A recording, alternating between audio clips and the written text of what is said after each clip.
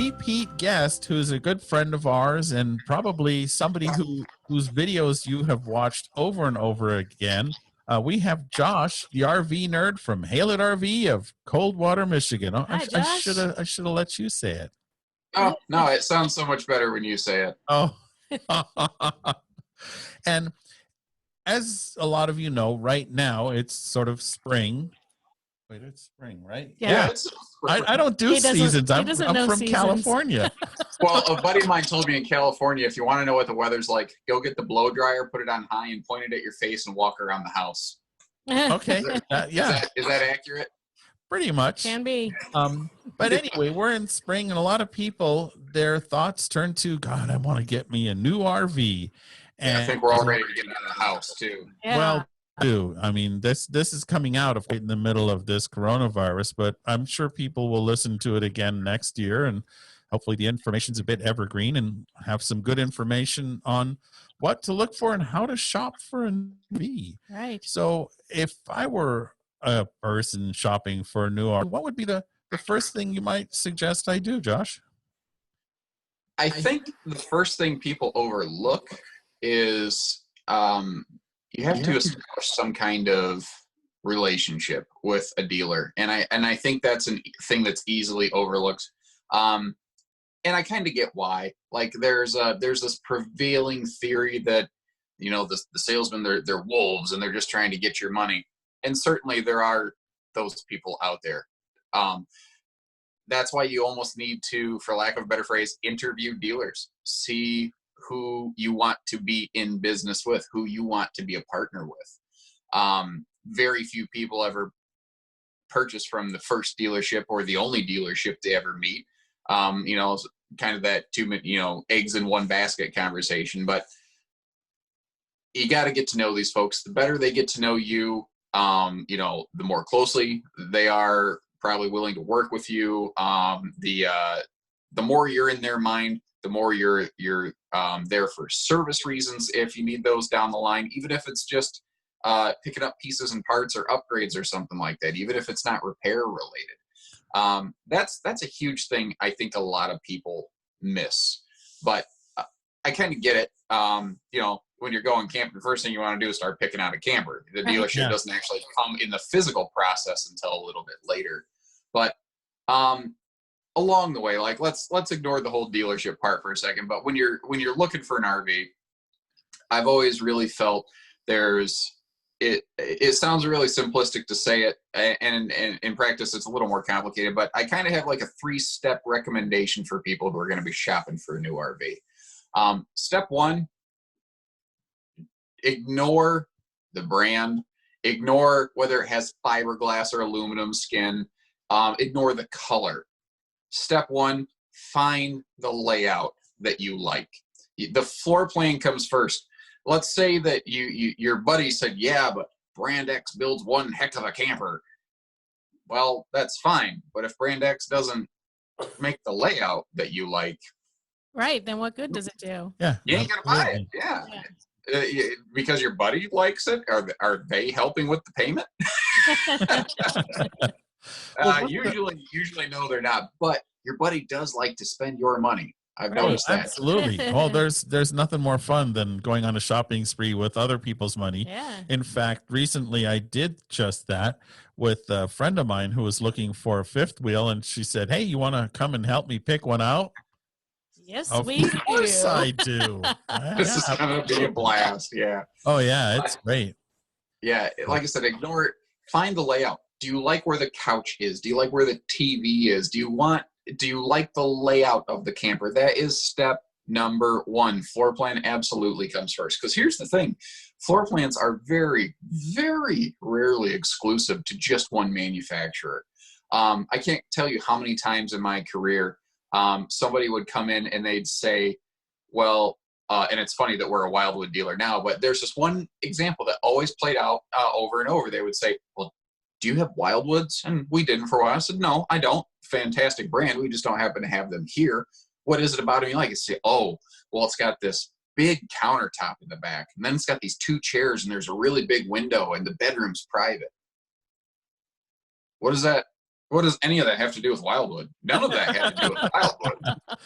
We And then, last year we went to Go ahead. Quartzsite, and there was a toy hauler, and I got in. It was a 21-foot toy hauler from Grand Design, and I was just, oh my gosh, I liked it so much. I thought, doggone it, I wish we had those at our dealership, because I really wanted that thing.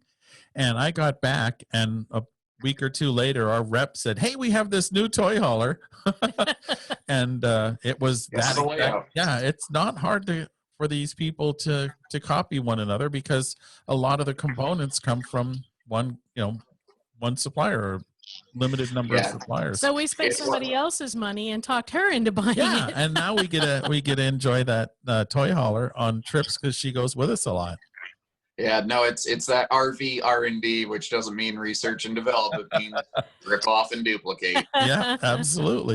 But that works to a buyer's advantage, in that it gives you options, because very rarely, like I said, is one manufacturer the only one that builds a certain floor plan. There are very few. I call those unicorns.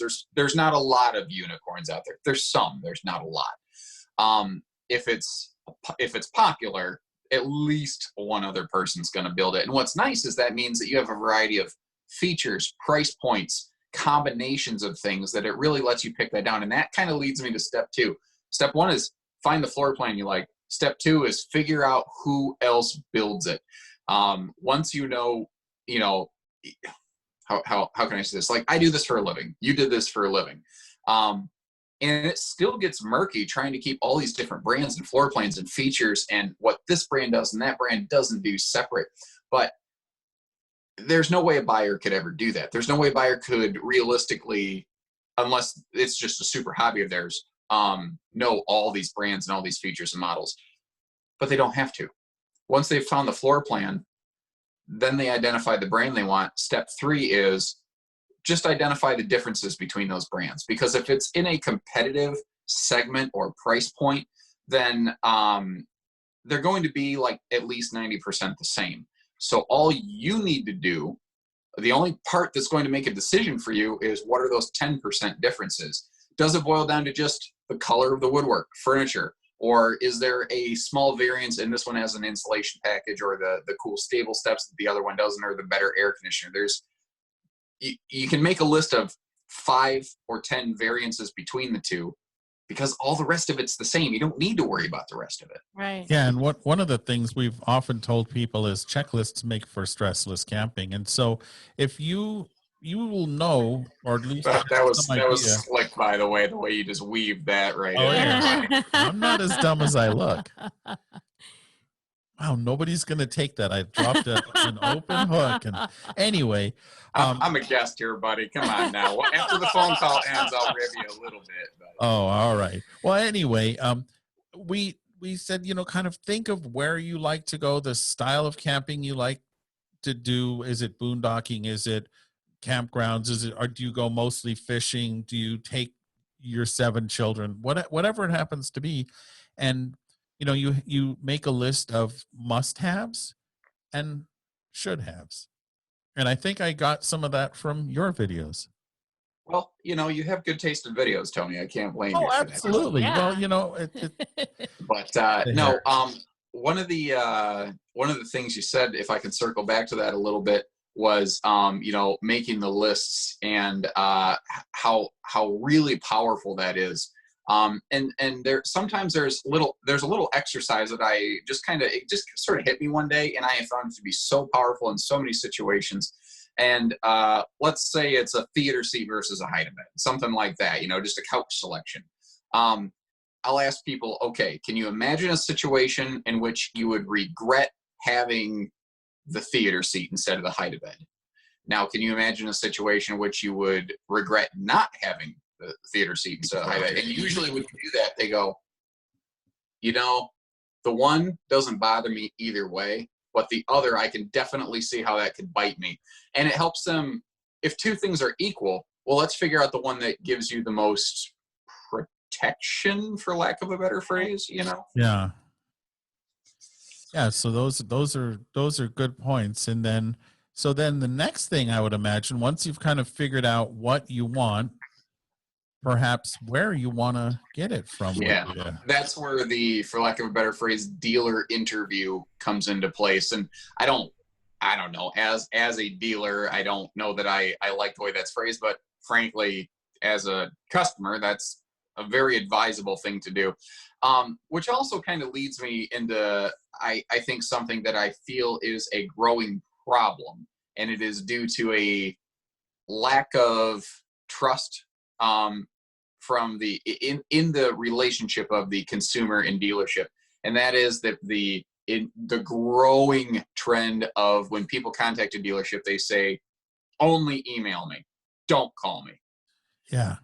I don't think people realize how they are putting themselves down a really rocky path, a path that's very dangerous, that doesn't necessarily serve them the best long term.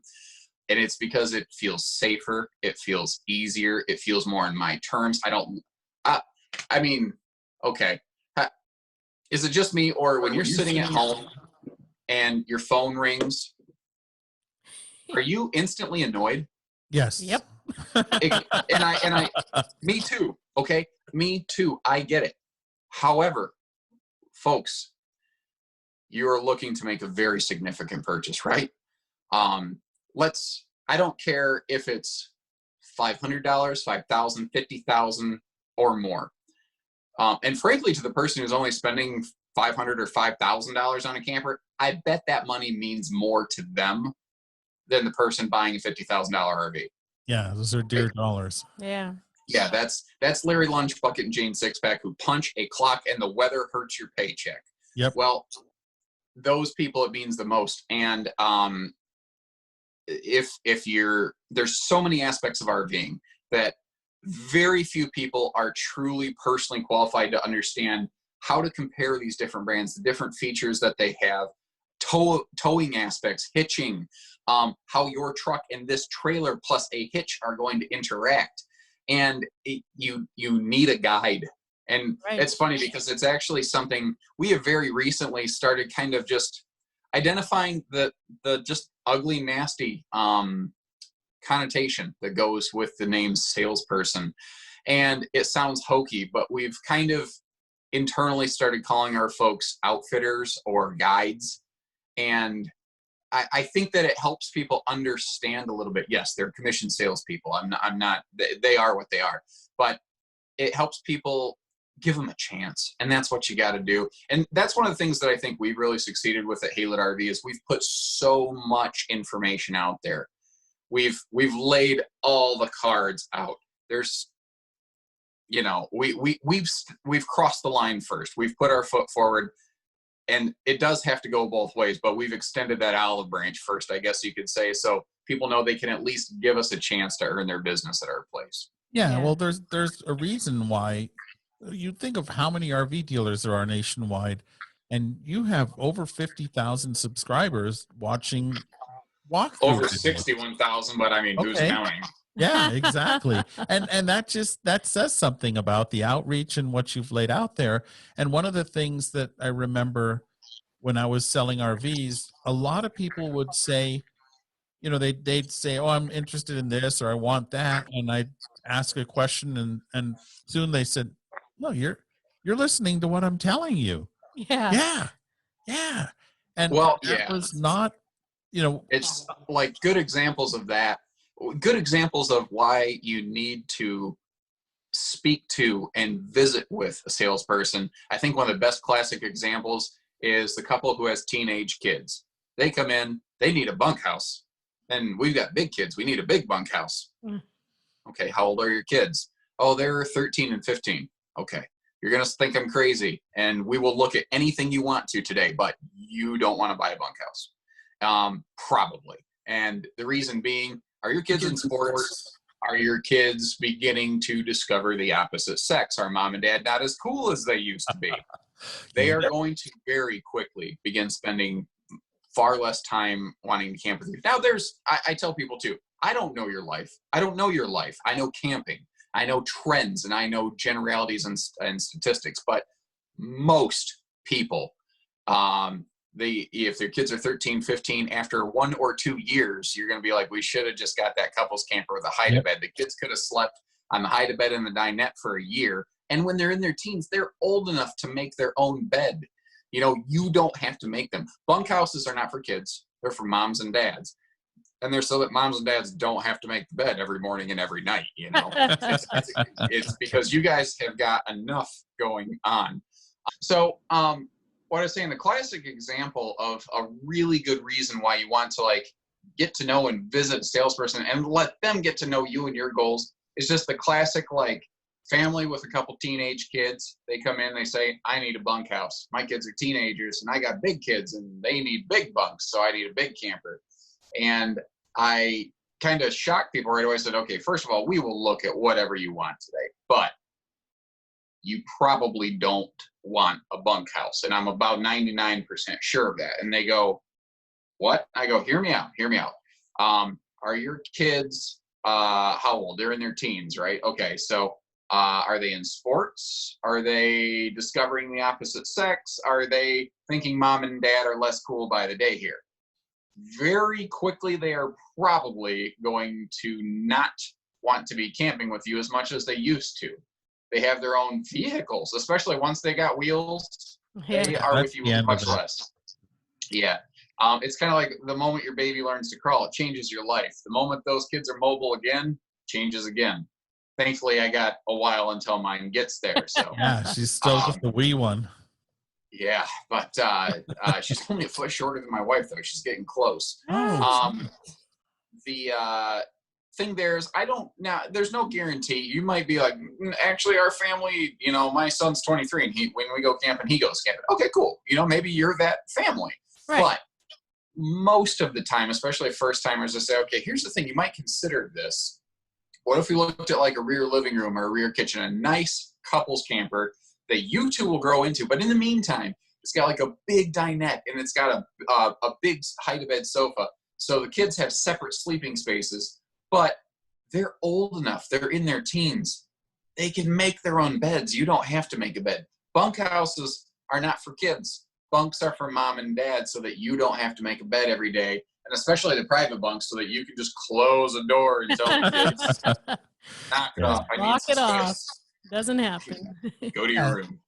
exactly. And so one of the things, I would say, develop a relationship with somebody at a dealership whom you have trust in and who can listen and use that experience to help guide you into something that might be a better fit. And who won't let you buy something that you can't tow with your truck, because I was on a Facebook group just yesterday and today, and the woman was saying what she had and what she was buying, and we were all telling her, it's not going to work. It's not going to work. And I said, you need to find yourself a dealer first and then go from there. She was a single woman. She had a lot of opportunities, changes, whatever, floor plan and all that.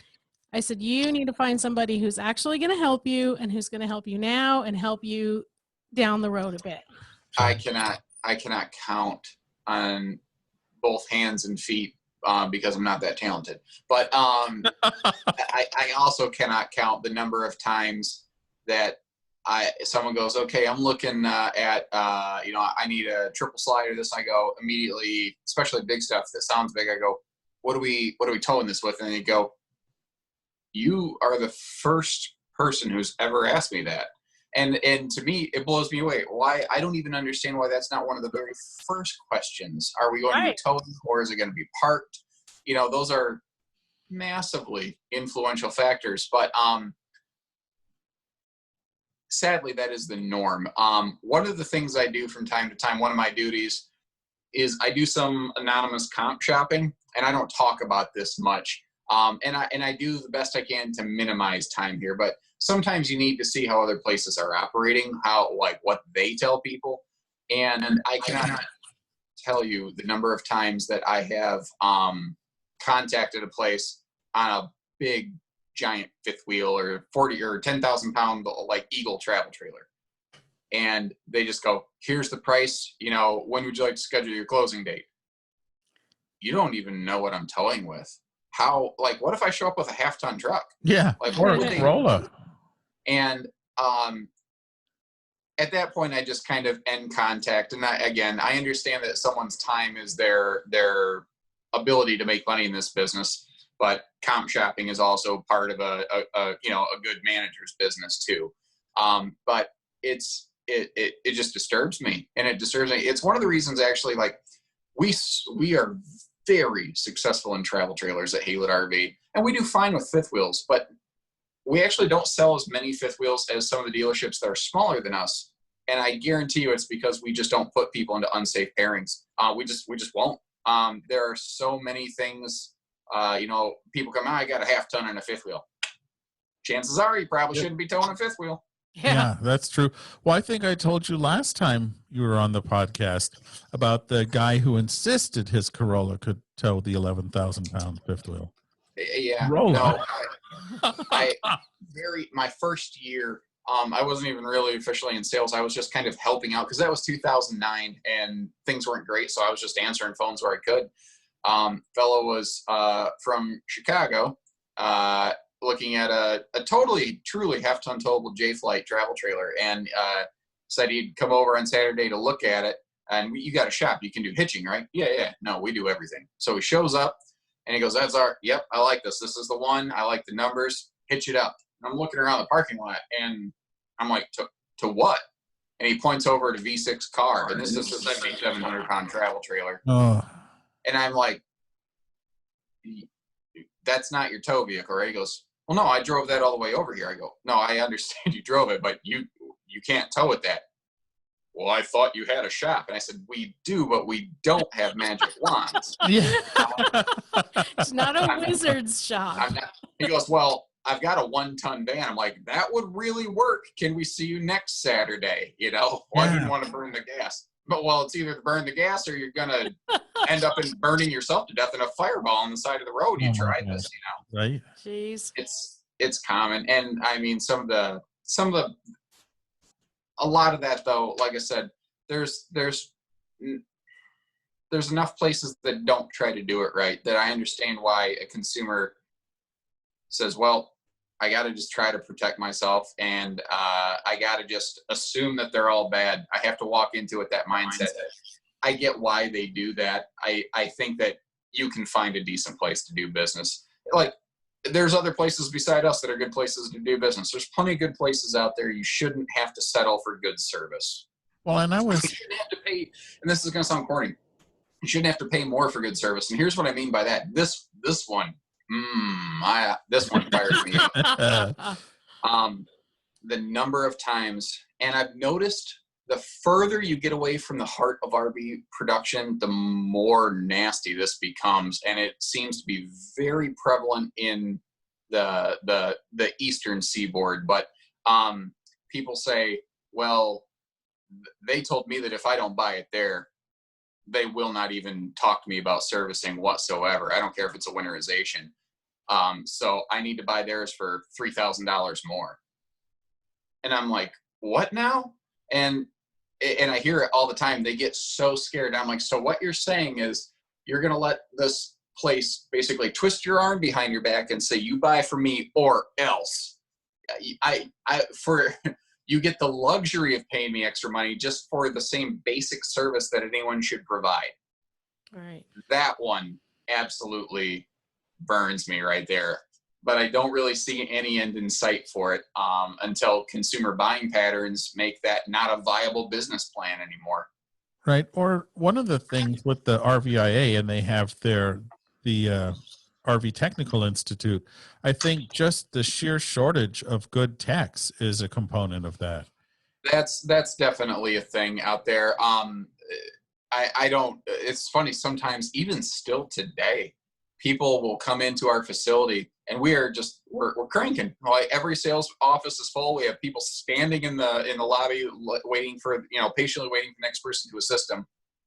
And then they sit down with you and they go, well, you need to cut me a deal because of the economy. I'm like, what do you mean because of the economy? I'll cut you a deal just because that's what we do. Are you aware of the fact that we're at record low unemployment? The problem is not unemployment. The problem is we have an employment problem in our country, but especially in skilled trades like technicians and whatnot. that's one of the things we pay our guys well. We make sure that they don't have any reason to leave. We have great benefit packages for them. Like right now, actually in the middle of the pandemic here, we could be doing more service work in theory than what we're doing, but we are not forcing service staff back to work. We're making that voluntary for folks. The biggest reason is there's a lot of our team members in that department.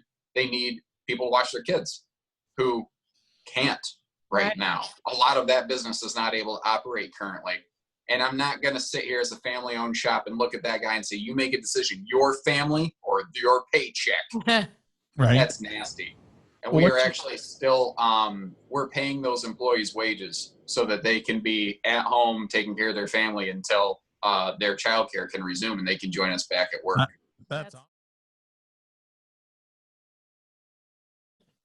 what you need to focus on is not what the dealer says the price is. You need to focus on what's coming out of your pocket. Yeah. So that's a good point. So as somebody is buying, there's a lot of dealerships that have different charges that they're asking the customer to pay. What are your feelings about these upcharges or add-ons and things like that? We don't practice that. And I'm not going to sit here and criticize someone else's business. Sometimes things can be legal, but distasteful. So here's what I recommend. And this it really evens the playing field. Consumers, RV buyers, you really, really need to stop saying, what is the price? And then that's it. You need to focus on what's coming out of your pocket. You need to focus how much you're actually paying. You need to approach an RV purchase as though you had one check left in your checkbook, and you will never write that dealer another check. You need to know what is the complete total inclusive number that you have to write in that checkbook to either write the check, take to your credit union or whatever. And you need that all-inclusive feature because it will smoke all that out. It will even everything out. And then you will see who is actually providing you with the best total price. Now, here's the tricky part. Does that mean the best value? Value is an interesting intangible word. Like one of the things we do, more and more places have started doing this, but we've always really done this. Like any new RV price tag at Haylett RV, it includes the cost of getting the RV to our place, cleaning it, showing you how it works, propane, battery, water, sewer hoses, water and electric surge protectors is where we start to go above and beyond. All kinds of things. That's all part of the price tag, but that's not the industry standard practice when you're purchasing an RV. And so that means that up front, and don't get me wrong, those things, I have to pay qualified people to do work. Those things cost money. That factors into the price tag. It's not that those things are happening at zero charge. It's that I'm showing you the cost of those things up front. Right. So a lot of people, I'll just make up numbers, will have a trailer that's $20,000. Place down the street who does hidden fees, they're listed at $17,999. Well, the guy goes, yeah, but he's got it for $2,000 down the street. I go, he doesn't. And you need to find that out for yourself. You need to actually go over there and find out what is the total out the door number coming out of my pocket. You'll find out at that point, I guarantee you we're already cheaper. And then if they won't tell you that number, it's because they're trying to give you the runaround. And that's just an instant red flag you need to run, not walk away from. Yeah. Well, and here in California, we're a bit further away from Michigan or from Indiana than you are. And it cost us over $3,000 a unit typically to have per unit. Yeah, per unit. That's just what we wrote a check to the delivery company for. Right. And there were RV dealers that were advertising RVs much less than we were. And so I did the, competitive shopping type of looking around thing. Well, it turns out you sit in the finance room and suddenly there's a $3,500 charge for delivery. I see what you're doing. Mm-hmm. We just it's really included all that. The other thing that really drives me nuts is at that point, there are a disturbing number of places that really start involving some heavy-handed con man tactics, and that is exactly what they are. I have heard reports where a customer will say, I was sitting in the finance manager's office and he tried to hit me with this, and I said, no dice. And he goes, boy, I hate to see what's going to happen to your salesperson when he loses this deal because of this. Oh man. Yeah, they're pressuring you, putting guilt on you because their practices are terrible. Yeah. It's now your fault. That's Wow. con man tactics, and that is normal. Here's another really big one that happens in the finance office. Big buyer beware item. And you are welcome to put us to the test, because we will pass this litmus test. But if you get there and you start looking at your payment, and if they ever breathe a word of what I'm about to say, get out of there, and frankly, you have legal right to sue them. If they say, well, the bank wouldn't approve the loan unless you added the gap insurance and the service contract and the health, life, and disability, that is a hard line violation of truth in lending laws. You cannot say that. You can't. Yeah, the bank cannot force that on you, and they cannot even suggest it. Yeah, it's ridiculous. And what we would do is we would go to the same credit union that a lot of in our area, there's a lot of customers at the credit unions, and we can get them exactly the same deal as they would get if they walked into the credit union directly. We had this in credit union direct lending. And that's a thing that has worked out well. Is I always tell people, go to your local credit union, and some do and some don't lend on RV, but that's a good place to start if you're thinking of financing. Yeah, absolutely. And it never hurts. You got to be careful there.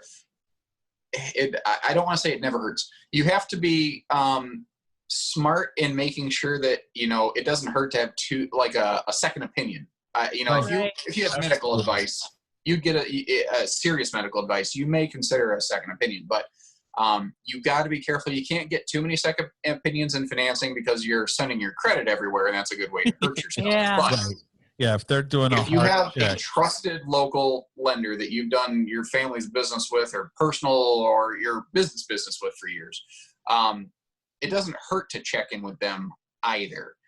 Very often, just like you said, there's a lot of times where we're actually able to get people the same or better rates at our place, just because we have lenders who specifically, not just, well, we will lend on an RV, but we are an RV lender.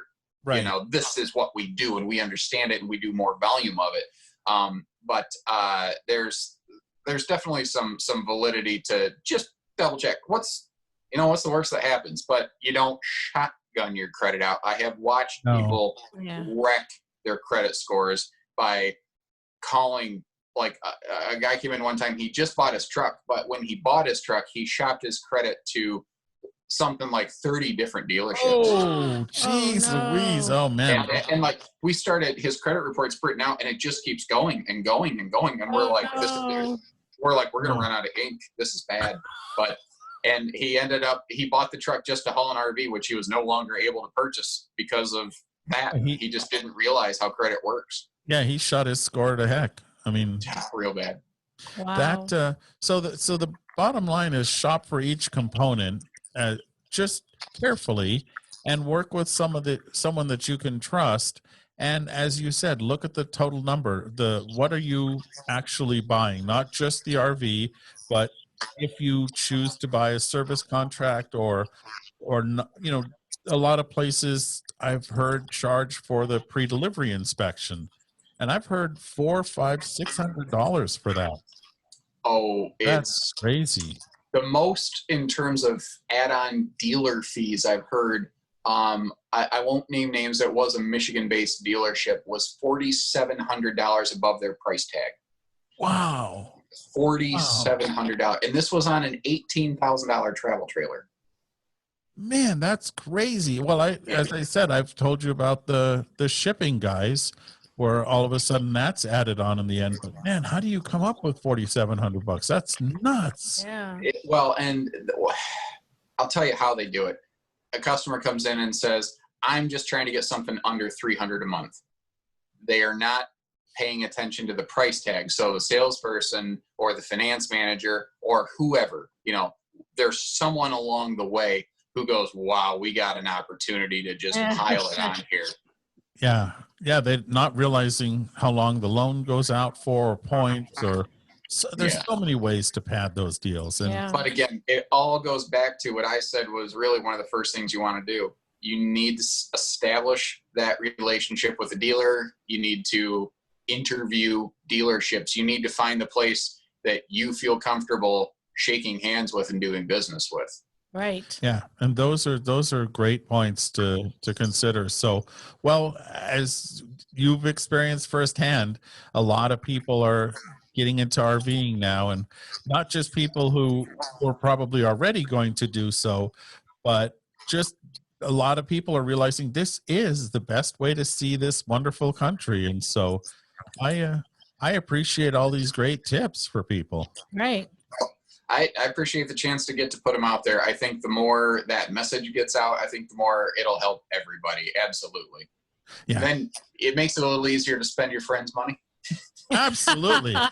Anybody who wants me to go RV shopping with you, I am happy to do so. We're ready to go. And I'll be honest with you and everything, but I love RV shopping. It is fun. You know, it's no different than, I still catch myself asking myself every now and then, like, what would I get into right now? You know, I don't get to camp a lot, but like, let's say I was just going to pull the trigger at something. What would it be? And I get why it's so tough for people. I get why they spend years doing it. There's so many neat ones and neat things out there, you know, it's just fun. That's the whole point of it. Tony would come home every week. Oh, I found our next trailer. Found our next trailer. Yeah, we've actually had this one now for 3 years, and it's been great. Yeah. But you know, we go to the RV show, and it's like, oh my gosh, there's so many great choices. It is tough, and now there's a lot of great brands. They do a lot of great things. There's always new floor plans, new concepts, and new engineering that didn't used to exist. Right.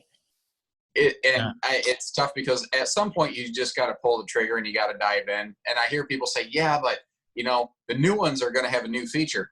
Yeah, but the next one's going to have another next feature. It's just going to keep happening. You know, that's the whole point. At some point, you got to do it. That's been true of our trailer. I mean, yeah, there's all these new features, but man, we've got 3 years and probably 12 to 15,000 miles on that thing. And wow, it's been all over the West Coast, and even it was supposed to be all over the Midwest this year. And so next year.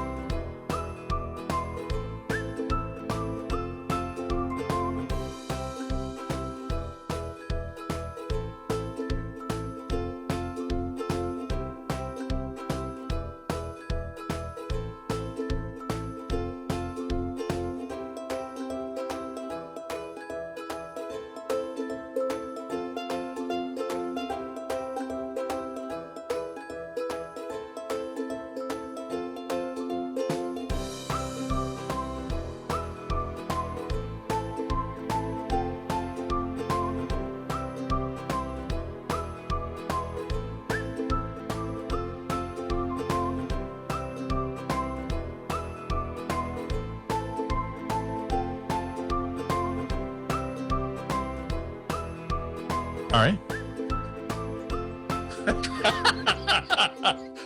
Magic.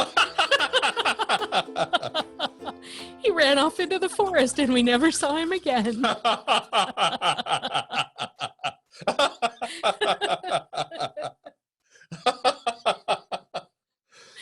That is really trippy. It's like the background swallowed him. There you go. Is it just me? Like I saw you, like the Zoom camera. It's backwards of what it's you backwards. think. Very So- backwards. It's so confusing. Yeah, it really is. Like I kept I go trying like to this, get- and I'm like I'm leaning the wrong I way. kept trying to get more and more in the screen, and I was like, Yeah. "Wait, what happened?" Actually, here's a great trick. Watch this. If you just start backing up, eventually you just disappear. Yeah, it's like that Homer Simpson meme Oh, where he where disappears he in the disappears bushes. into the bushes. No. So Well, we got way off topic. what a surprise. That never happens. No. Editing. But that's That's awesome. But what excellent. you should do is get one of those bunkhouse toy haulers and a swing set and some sand, and then the kids could be there at work. And I think our governor would say about that, but that is starting to tread on some really off-topic things, Tony. And you're just giggling over here. Look at you I'm having a good time with this. with your little Forest River shirt, thinking you're so funny, trying to dip into politics over here.